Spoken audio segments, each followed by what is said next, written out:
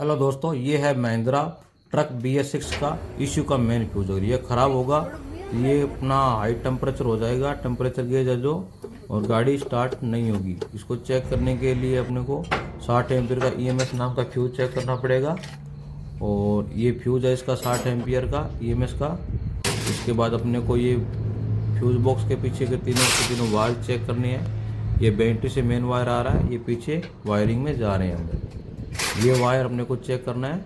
ये 60 एम्पीयर का फ्यूज लगा हुआ है इसमें। ये जो बैटरी से वायर आ रहा है टर्मिनल, ये देखो यहाँ से आ रहा है, ये बैटरी कट ऑफ फ्यूज से। ये अपने को चेक करना है। उसके बाद अपने को ये ग्राउंड चेक करना है, इश्यू का ग्राउंड। ये इश्यू के ग्राउंड का वायर है। ये कपलर चेक करना है और अपने बैटरी टर्मिनल पे लगा हुआ है ये वायर, इस अपने को टर्मिनल को चेक करना है। सब कुछ ओके होने के बाद में अपने टेम्परेचर नॉर्मल हो जाएगा और गाड़ी स्टार्ट हो जाएगी। थैंक यू, धन्यवाद।